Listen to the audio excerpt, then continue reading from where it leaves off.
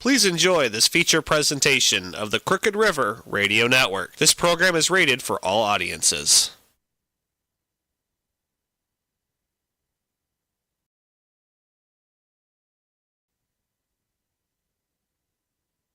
Please enjoy this feature presentation of the Crooked River Radio Network. This program is rated for all audiences.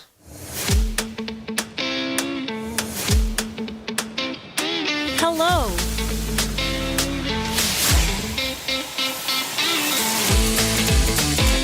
Thanks for traveling with us.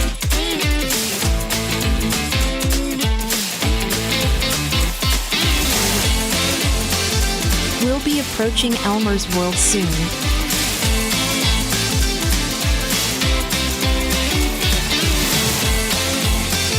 Buckle in, Dale and Pat will be right with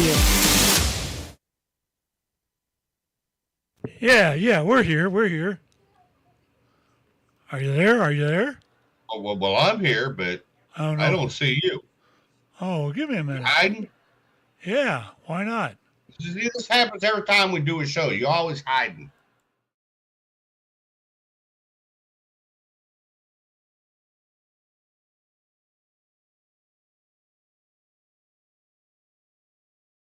Up here. Good evening, and welcome to our little bit of Elmers World. I'm your co-host, Pat, and that over there is Dale. Wave, Dale. Say hi, Dale. No, you're the host. I'm the co-host. Yeah, partial. I take my lead from you. Oh, thanks. Hey, this is more. You have more information than I do. You're the Elmer. You're the one that made me do this. After your daughter helped. After 25, you're the one that got me into this stuff and taught me a lot of things. After 25 years, you're finally admitting that. What do you mean? Did I need to admit it? Was it not obvious? I guess. I mean, how much have you helped me, through my time, doing what I've been doing? Yeah, that's true. No, you're the host and I'm the co-host. All right, what the heck? I'll take it. Okay, what the heck? I'll take anything you want to give me. Flowers. I'll give it to you. Yeah, flowers, whatever. And you just disappeared again. Wonder why. Why did that do that? So maybe, I can Elmer you on how to fix your computer. There. But it was a ghost. Gremlins, Dale, gremlins. Oh, I hate those things. Yeah, I know. Me too. But anyway, we're going to have a show tonight. Podcast, whatever you want to call us. Tonight's topics are going to be kind of strange, but there again, what do you want for a show that just started after a 5-year hiatus? What I want to talk about tonight is we're going to go into a little bit of the how to study for the test for amateur radio. That's the topic we've covered over the last, what is this, the second or third show? I think it's second. I'm not sure. Second or third. You're. I know we covered. You're in the wheelhouse. I know we covered the. I think it's the second. I know we covered the getting your license in the last show. This time today we're going to show you a few other things as far as what the tricks to look for in the testing, because some of you always like to have little tricks you can pull on it. These won't get you thrown out of a test or anything. So I'd never do anything like that. But there are just simple things you need to look for when you're taking the test. And then we're going to go into a little bit of what do I do next now that I got the license. As far as that's concerned, amateur radio's got like a slew of stuff to do in here. Even if you're just on the first, the technician class, you've got a lot of bandwidth you can play around with. When I took the test back in 1991, I didn't realize what I was there. And you do have some privileges even on HF, which is a rockin' and rollin' band if you catch it open.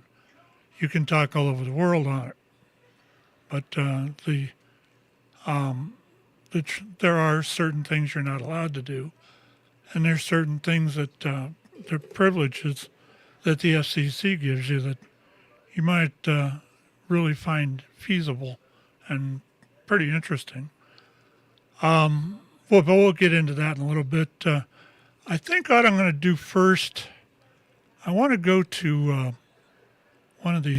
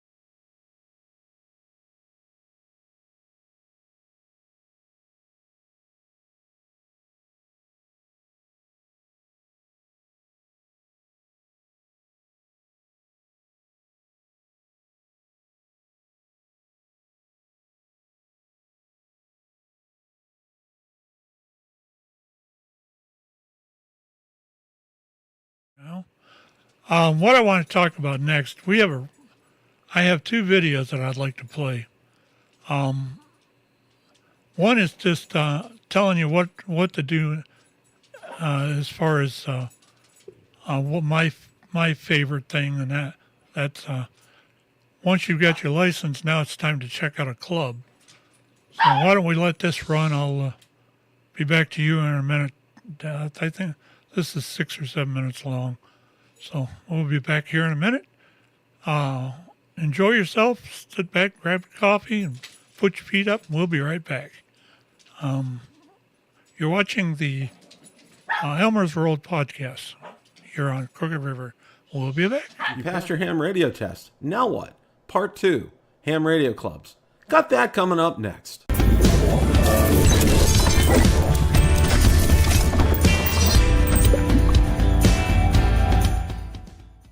Bill from Ham Radio Basics here. If you like the content of this video or anything on the channel, make sure you hit the subscribe button and ring the notification bell so you don't miss any future content. With that, let's begin. In the first part of the series, you've passed your ham radio test. Now what? We discussed the benefits of joining the American Radio Relay League, ARRL. Today, in part 2, we're going to go ahead and look at the benefits of joining a ham radio club. So without any further ado, let's roll that clip in its entirety. So what do we do now? And I know I was there, and I was very confused as to what to do, where to go, and was swamped by a lot of information. In this multi-part series, we're going to go ahead and try to help you navigate through all this information to things that have been useful. And what we're going to be doing in this series, this is information that actually has been useful to me. Today, we're going to take a look at clubs. And one of the things that I highly recommend that you do is go to ARRL and take a look at the first part of this series, and it shows you how to locate clubs on their website. So we're going to take a look at the club, one of the clubs in my area that I have joined. I've sent in a membership application and I'm waiting approval on that. But one of the things that I highly recommend is that you find one of these in your area and first of all, take a look at their website. So that's what we're going to go ahead and do right now. Now, the name of this club is called the Brandon Amateur Radio Society, and it's located in Brandon, Florida. And you can see they have a very nice entrance page, splash page, if you will, on their website. So we're going to take a look and see about us. Let's take a look and see. They're affiliated with ARRL, which is good. The Florida Gulf Coast Amateur Radio Council and the Hillsborough County ARES races. We're part of the West Central Florida section of the ARRL. Lists their officers. Their regular meeting is held on the third Tuesday of the month, 7:30 at this church on Boyette Road. The monthly bars meeting is also available via Zoom, which is real nice. They have a Tuesday morning breakfast, Thursday morning bagels, and a Saturday morning breakfast, which is fantastic. A lot of opportunities to meet during the week. Of course, for me, I'm still working, so it would be Saturday morning breakfast. Now, it does have a newsletter, and we're going to go ahead and take a look at that here. And you can see past events. They're an active participant in Field Day. Bars members may order a badge from the sign man. There's a link to the sign man's webpage. You can take a look. They showed 2-meter antenna installation, award for excellence for Aries races, Field Day 2018, June 23rd and 24th. And I think probably a lot of that was due, of course, to COVID. So let's go ahead and take a look at their newsletter. And you can see, we'll take a look at the most recent one that's listed here, May of 2022. You can tell, very nice format, very easy to read. Looks like some of them went to Dayton for the Dayton Hamvention.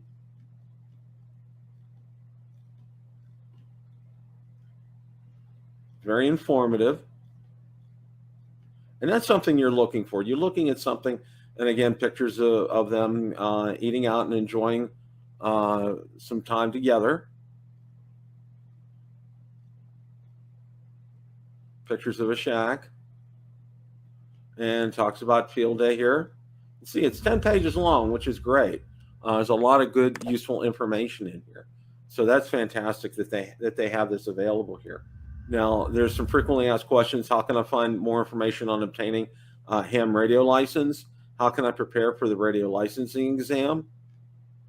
With links in here. Where and when can I take a radio licensing exam? Now, what's nice about Brandon Area Radio Society is they offer licensing exams in the Brandon area, usually the first Saturday of each month, with a few exceptions as published on the site. For specifics, there's a place to contact, and it tells you what you need to bring, of course, and everything for the exam. Now, what else is nice here is they offer mentorship or Elmer program here. How can I get help from a mentor, also called an Elmer with a problem or help getting on the air? BARS has an active mentor Elmer committee. To request help, send an email here. Please include a phone number and contact and your call sign if you have one. We invite and welcome individuals seeking help to become active members of our organization. So they're really even saying that even if you're not a member, they'll go out and they'll help you. This is a sign of a good club here, and this is one that obviously I'm joining, and I would highly recommend. How can I become a member of the Brandon Amateur Radio Society? And here they have what I did was I sent my membership dues in via PayPal, but I also filled out this application right here along with a copy of my amateur extra license as well. Take a look. There's ways to contact them. There is their physical address. Of course, it's a post office box. All in all, this is a club that obviously, if you're in the area where I live, this is one that I would highly recommend. They look like they have a lot of activities, and in fact, where they hold their meetings is not too far from us, so that is encouraging as well too. So again, this concludes part 2 of this series, looking at clubs, and it is something that I highly recommend that you do. Most of them are relatively inexpensive. This one has a lot of activities, a lot of opportunities to meet for fellowship. They have testing there. They also offer, a ham radio Elmer program here as well. This is a great place to go, and that's why I went ahead and joined that. Question of the day: what did you think of? You passed your ham radio test. Now what? Part 2. Join a ham radio club. Let me know in the comments section below. Don't forget, we're on Facebook, Twitter, and Instagram as well. Thanks so much for watching, and remember, it's a great day to make a QSO. 7 threes, everyone. All right, we're back. What'd you think? You going to become a club member? No, I actually really liked what the man had to say, and there was a beautiful thing about that particular club that he brought up was, we don't care if you're a member. We have this mentorship program that we will reach out and help you. And you know what? That's going to help bring in members, because that person you just helped now is going to trust a group of people that you're around and more apt to become a member. And I really like that aspect of what they had to say. And yes, all the different situations where you could go, as a new ham, hey, you got a chance to go to breakfast one day? Go to breakfast. And you're going to, I'm very shy. Yeah. But you don't realize that when you get there, you're not just going to sit in the corner. You could try to sit in the corner, but somebody is going to talk to you. And then because you're talking to them, then this person is going to talk to you. And then other people will talk to you. And, that's kind of where the mentorship begins. And you find that person that is looking in the same direction you are with ham radio, and they will help you. Yeah, I believe that. Not to toot my own horn or anything like that, but you've known the experiences I've had in the past. For those of you that don't know me, I was a president of an amateur radio club for 8 years, and I had some eye-opening stuff. I'm not going to go into the politics of it because it's not worth it. But I left that club and decided that when I left there, I was trying to find somewhere just to land so I could catch my breath and still be in a club. And I did my research, and I found out that everyone in all the clubs, there was 5 clubs in this area, and they all had their own issues. And I don't, where some of them were probably pretty nice in front of you, but I just didn't feel I wanted to play with any more politics. So what did I do? I started my own club. We've now got we started 3 years ago with the same thing of with the same, actually it was 2 years ago, with the same thought as what you saw on that screen. We're here, and this, when you're picking out a club, this is what you really had to look for. Is this club amateur radio related? Are they doing field day? Are they doing some of the amateur radio stuff that other clubs are doing? Are they open and transparent? And for a lot of clubs you'll visit, you probably won't find much of that. And like I said, not to toot my own horn, but we do, right now as it sits in the last year, we've done 3 license classes, or 3 license test exams. We've had one whopping picnic. It couldn't have been any more fun. We went out to Christmas dinner. This is I have really begun to see that it's not just for amateur radio people. When you join, why not have a club that your significant other wants to be part of? And this has been mulling around in my head for about a year now, and I've had different people point it out. I don't mind coming to this meeting. Well, my wife sits at home all the time. Well, bring your wife. Well, she won't want to do the radio. Well, why not have another meeting in another room? Let them reason it out.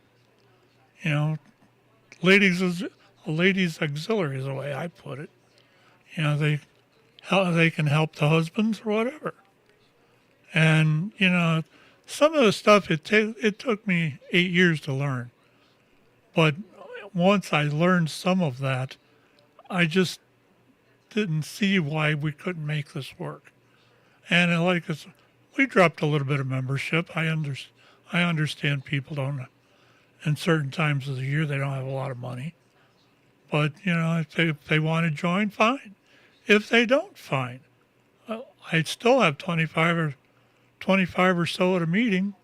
And you have to understand too, we did field day this couple of months back.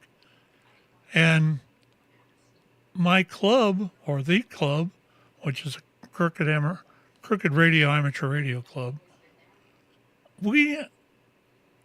our people were so good and so versed in this stuff that I didn't have to bring any equipment.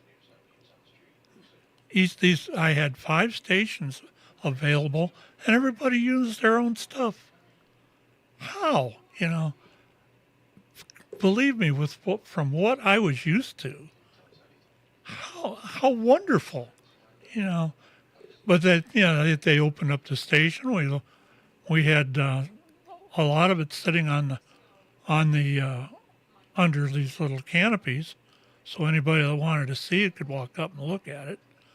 And it was a terrific experience for me. And we did pretty well in points-wise, too. This is the stuff, if if I'm going to join a club, this is the stuff I'm going to look for, because that's what that's the fun for me. I'm not there for politics. I'm not there to have somebody saying, "Oh, you got to do this," and "Oh, you got to do this," and whine and complain. That's not amateur radio. That's not what I'm into. Any thoughts, Dale? Um,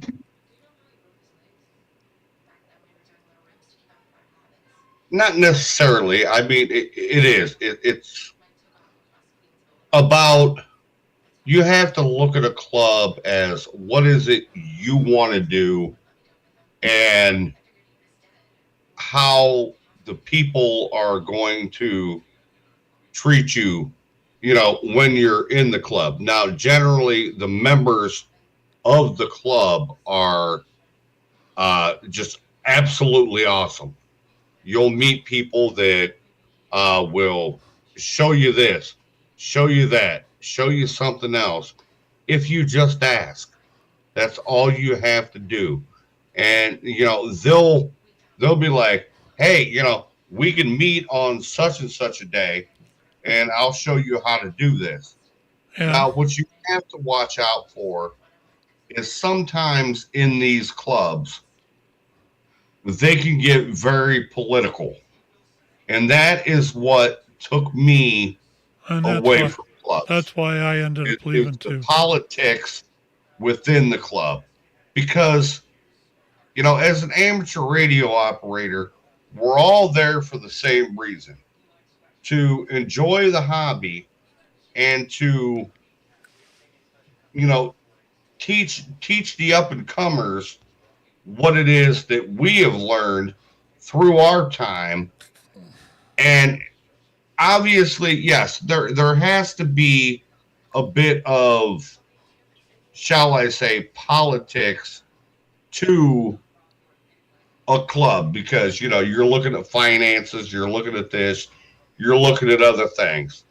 And like Pat said, you need that transparency, but you need to find a place that you find that equilibrium between, education and fellowship and the politics of what goes on. Yeah, I agree. When you have that one individual that's telling everybody what to do, well, that's not politics. That's, you're starting to move your club into a dictatorship, and that's not the way it was meant to be. Everybody should have an opinion, and you all are working toward a common goal. But at the end of the day, the goal is, you have to finance things, and you need to keep the club going. But at the end of the day, your goal is to expand the knowledge of each new ham that comes across, your way. Show them something, teach them something. Maybe at some point they might be able to teach you something. Yep. That's what it's about. The camaraderie and the, people just getting together and enjoying the hobby. And that's why I haven't been in a club for a long time. One, because, I don't have a whole lot of time to do that due to my job. But, the club that I was in, when I did have time, I left because of politics. It became less about the hobby and more about the politics. Yeah. And that's where the problems roll in.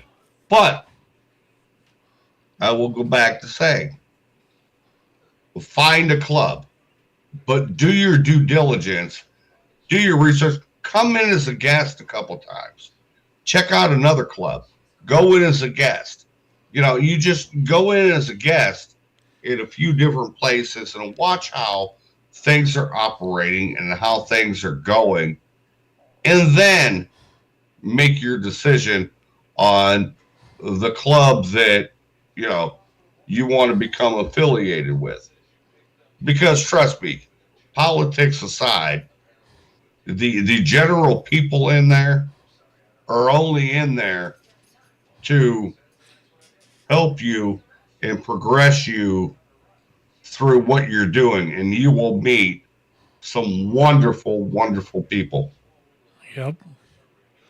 I got a quick story, and then I think we can wrap this up for tonight.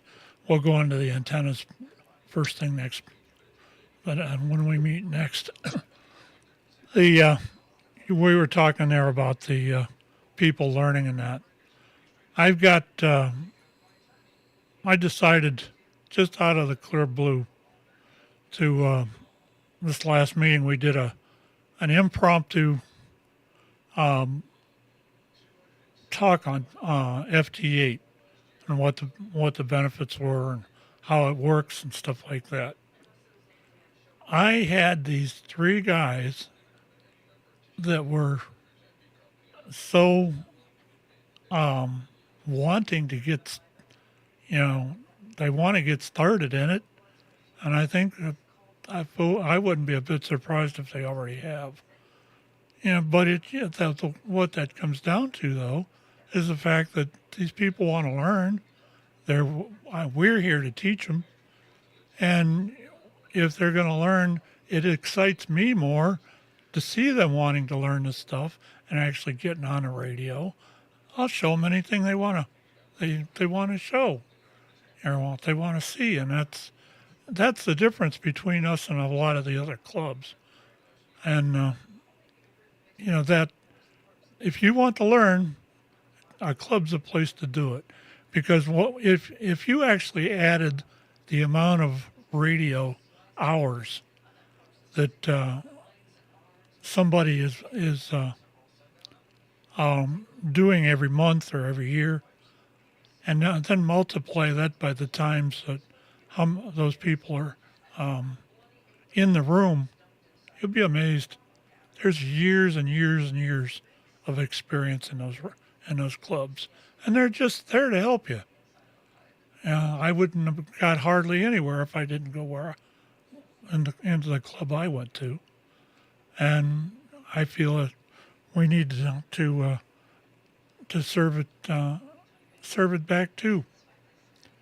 That you can learn, you can be taught, and if you learn something, that's great. And I think that's about all I got to say about that. Not trying to sound like Forrest Gump, but and That's all I have to say about that. that's right. Anyway, I think we can wrap this. If you need any more information about clubs, if you want to check out let me do that quick. You got in mind? Well,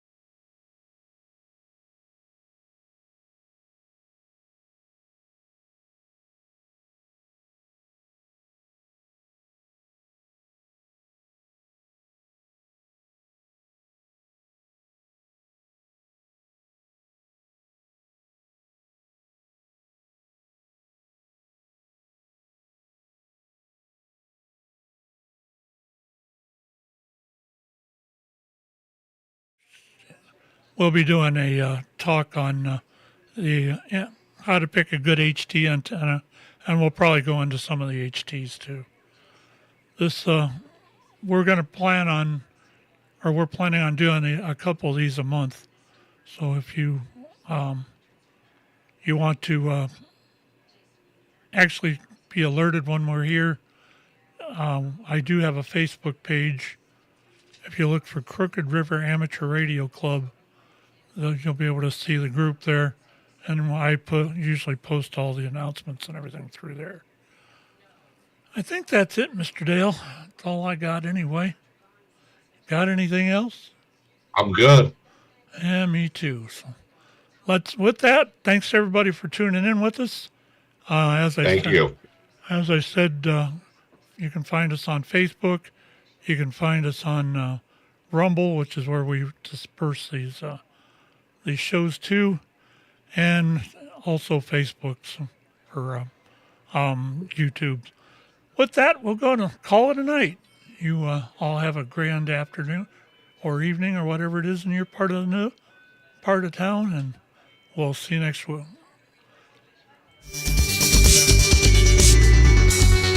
We hope you enjoyed this presentation of the Crooked River Radio Network. See you again soon.